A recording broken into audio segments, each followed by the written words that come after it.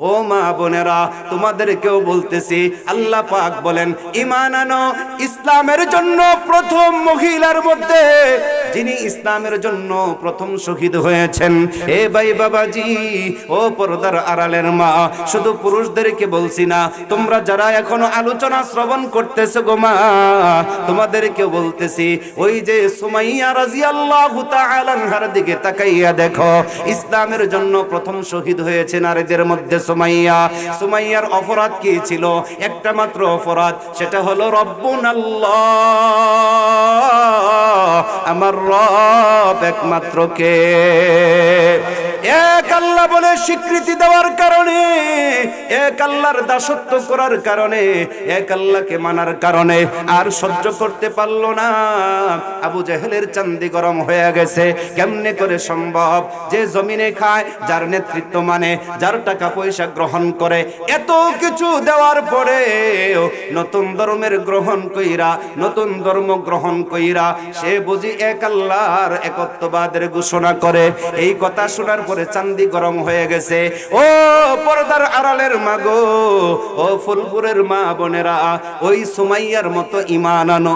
তুমি কোরআন তেলাওয়াত করো, তোমার তেলাওয়াতের মধ্যে কোনো বেঈমান আইসা বাধা দেয় না। তুমি নামাজ পড়ো, তোমার নামাজের মধ্যে কেউ ব্যাঘাত ঘটায় না।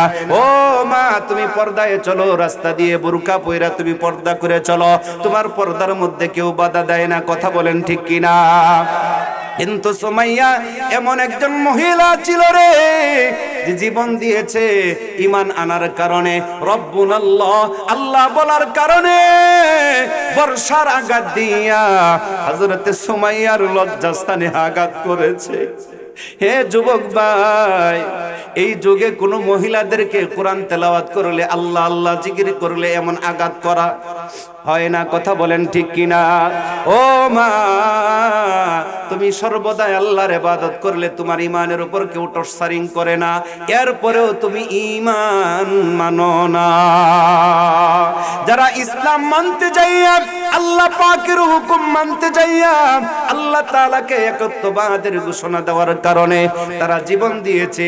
জীবনটা কি এমনি দিয়েছে? বলে না না, একটা নারীকে তার সবচাইতে, এই পৃথিবীর জমিনে একটা নারীর জীবনের সবচাইতে মূল্যবান জিনিস হলো তার পায়ের তালু থেকে মাথার তালু পর্যন্ত তার দেহটা। কথা বলেন ঠিক কিনা?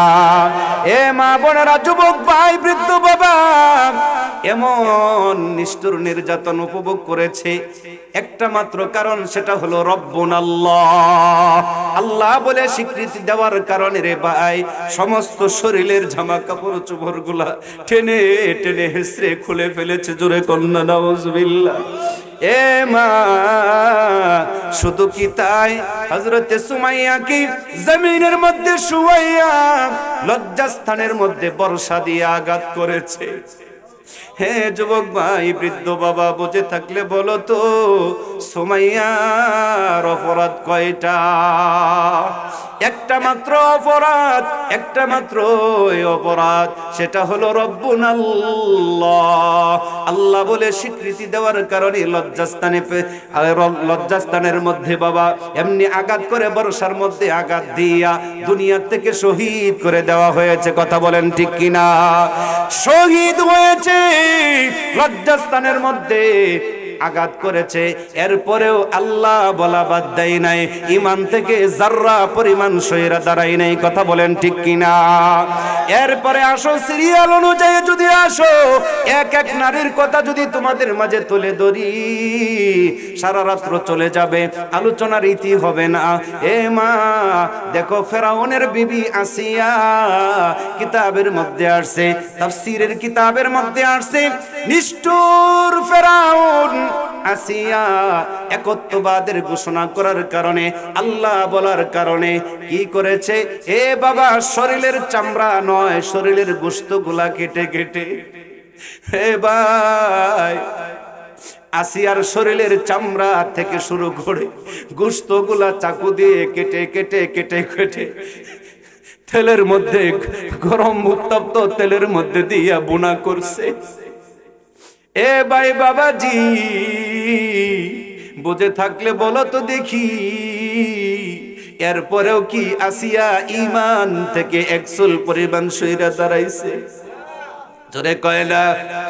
এ ভাই বাবাজি, ও পর্দার আড়ালের মাগো, আল্লাহ বলার কারণে আসিয়ার শরীরের গোশতগুলা কাইটা গরম তেলের মধ্যে বুনা করা হয়েছে, এরপরেও ঈমান থেকে যাররা পরিমাণ সরে যায় নাই।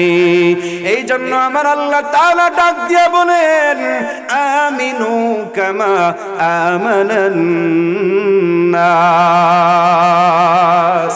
ঈমান আনো সাহাবা আজমাইনদের মতো, তারা যেমন ঈমান এনেছে তাদের মতো ঈমান আনো। জোরে কন্না সুবহানাল্লাহ।